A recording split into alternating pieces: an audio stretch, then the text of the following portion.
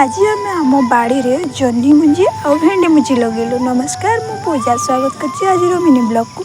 तो आज नहीं केबड़ू भावुलु लगेबू कि आम डेली भूली जाऊ। मझे वर्षा भी छाड़ी देता तो ये वर्षा भी होती रज भी सरी सारा तो आम भाविलु ना आउ डेरी करवानी। आज आम जमती हेल्ले मुंजी गुड़ा को पोतीदेवा। माटी भी एवं उदा होती तो जल्दी गछ उठीज। आलोवेरा गछ यहाँ मु लगे सेपटा मो भौणी लगे। मो भौणी जोड़ा लगे बंची जना ना मु जोड़ा लगे बंचब कि नहीं। बाड़ी किसी पनीपरिया लगेदेला फायदा यह हुए कि कम टाइम जो पनीपरिवार दर दाम जहाँ तो जमा छुई हेनी। जब किसी पनीपरिया आम आम बाड़ी में लगे तो से बड़क टे सुविधा हे तो पैसा खर्च हेनी। कुंदरीटा आमर आगुरी लगाई तो से फल फूल स्टार्ट हो गलानी। मो भौणी ये लगुच मुझे बाहर देकी खत दूसरी।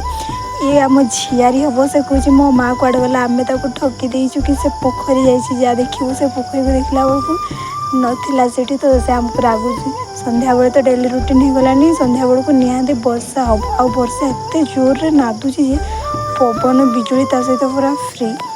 वर्षा संध्या बेले आते बासन धोईकी भात बसैबी मोर से चिंता ये ना मो बो गाड़ी कर मैगी सहित मसाला फ्री वर्षा सहित घड़घड़ी आ पवन फ्री। आम शाग गछ को भांगीदम ना कौन एत डर लगुला। आउ आपण मानक आड़े संध्या पीवा वर्षा हो कि नहीं कमेंट निहाती जनइबे। रही जय जगन्नाथ। प्लीज सब्सक्राइब करके जातु।